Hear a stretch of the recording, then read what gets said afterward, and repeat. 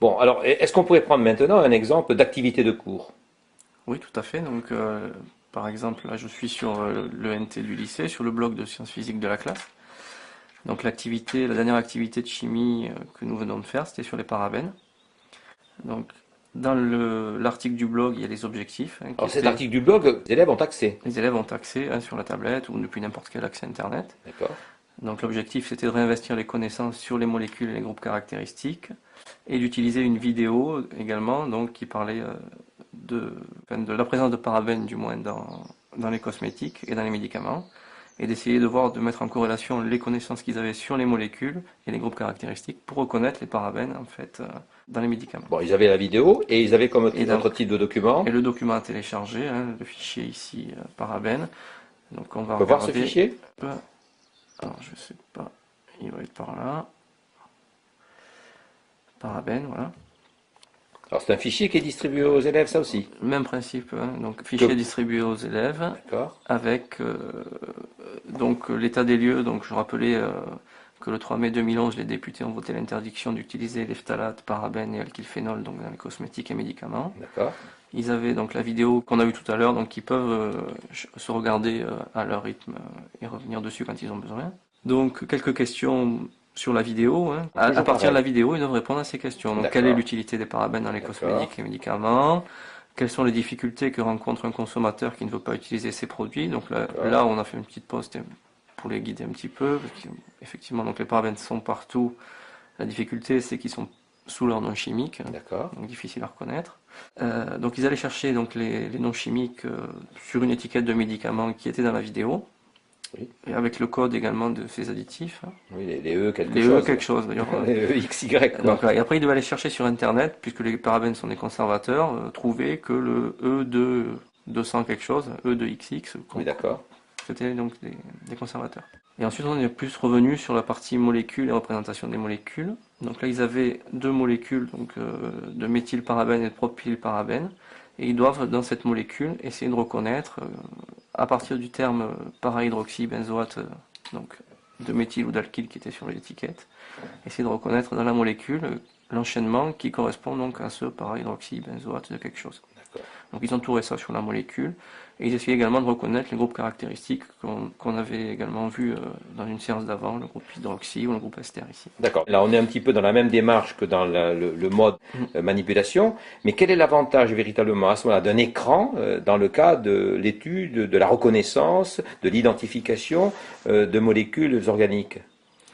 Donc l'utilité en tant que telle sur juste entouré sur l'écran, il n'y en a pas beaucoup. Par contre, ce qui va être intéressant, c'est ici, donc on avait également vu la notion d'isomérie, donc je reprends la même formule qui est là, et on a une application sur la tablette qui va nous permettre d'aller chercher un isomère de cette molécule, donc en l'occurrence l'isopropylparabène. Donc, par exemple ici, je vais revenir sur l'application qui est... Alors je vais être obligé de tourner l'écran, on va se faire, tant pis, on va se mettre comme ça. Donc je prends le propylparabène, donc là on a une Ah oui. représentation en 3D, on peut faire tourner la molécule. Alors une chose qui est intéressante aussi, hein, dans le rendu, on a les différents modèles, hein. On peut passer donc d'un modèle compact ici au modèle classique, différents modèles. Oui. Voilà, Où on voit effectivement l'ensemble des types, des typologies de liaisons. On voit exactement, hein. le fait que certaines Les doubles les liaisons, liaisons, certaines représentations sont planes, donc sont dans l'espace tout à en forme fait. de tétraèdre. Donc, effectivement, il est nécessaire là d'avoir une vraie représentation 3D sur l'écran. Oui. Et quel est l'intérêt là pour des élèves? Ils voient mieux l'isomérie? Alors, ben, ils vont essayer de la construire petit à petit Oui, par tâtonnement. Donc, par par exemple. exemple, ben, ici, donc, alors je vais sortir, tiens. Donc, on va se mettre là, on va supprimer ce carbone ici, et donc on va essayer de le replacer ailleurs. Allons-y.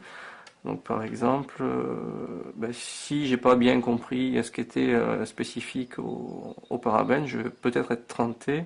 De le mettre On là. va sortir ça ici, et on va mettre un carbone ici. On va construire. Alors, on aura effectivement un isomère de la molécule précédente, hein, Oui. mais qui ne sera pas donc l'isopropylparabène, hein, puisqu'on n'aura pas, on a ici quelque chose qui va différer dans la structure de la molécule qui est caractéristique des parabènes. Donc en fait, l'élève a la possibilité de construire ces molécules en plaçant des atomes de carbone et des groupements à des endroits particuliers pour voir un petit peu comment se présente dans l'espace cette molécule. C'est ça? C'est ça. Voilà. Donc après, hop, j'étais un peu vite là, je l'ai construit, j'en ai fait deux. D'accord. Pour revenir à l'activité, dont les élèves répondent aux questions que vous leur posez, Tout à fait. Identifient les molécules et comprennent mieux, mais vous les accompagnez, je suppose, dans cette présentation, puisqu'ils ont cette possibilité-là, mais ça se passe en cours tout cela. Alors ça se passe en cours. De temps en temps, on fait un petit point. Je tourne dans la classe, moi, avec ma tablette. Oui. Et quand je vois des points intéressants ou des erreurs qui seraient intéressantes que les autres voient, j'ai la possibilité qu'un élève vidéoprojette sa tablette autour. Ah oui, d'accord. Donc à ce moment-là, l'exemple du travail d'un élève peut profiter à l'ensemble de la classe et on peut s'appuyer sur son travail. Tout à fait, pour corriger ou pour rebondir quand je vois qu'il cale un petit peu. D'accord. Bon, alors pour le travail que les élèves peuvent faire à la maison, est-ce que vous avez un exemple à nous montrer qui présente quelque originalité comment vous Donc faites? là, par exemple, un exercice, une feuille d'exercice en fait que j'ai déposée sur l'espace numérique de travail pour les élèves. Oui. Donc ils l'ont téléchargé à la maison. Donc c'est des petits exercices qui mélangeaient questionnaire à choix multiples, texte à trous et des petits calculs. Donc ils ont téléchargé ça via l'ENT sur leur tablette directement à la maison. Ils ont répondu, ils ont fait le travail sur la tablette. Donc en orange, hein, c'est les réponses de l'élève. Là, ils devaient rayer les mauvaises réponses, donc on voit qu'ils ont rayé. Et donc les petits calculs. Et après, ils me le redéposent également dans l'espace numérique de travail pour que moi, je puisse après le corriger. En fait, en clair, on a une feuille de papier qui apparaît sur un écran. Tout à fait. Et l'originalité, c'est que ce n'est pas une feuille de papier, mais qu'elle transite entre l'élève et vous lorsqu'il est chez lui, lorsqu'il est à la maison, via l'espace numérique de travail. Voilà, tout à fait. Dès qu'on a quelque chose à faire transiter, on passe par l'espace numérique de travail. En résumé donc, la tablette ne peut exister seule, elle existe que parce que aussi il y a un espace numérique de travail et qui est tout à fait opérationnel. Tout à fait, la tablette existe grâce à l'espace numérique de travail pour les échanges, Mais mais elle c'est a- valable dans les deux sens, c'est-à-dire que également la tablette permet de développer les usages autour de l'espace numérique de travail de manière c'est beaucoup plus facile. La tablette, en 2 secondes, elle est allumée.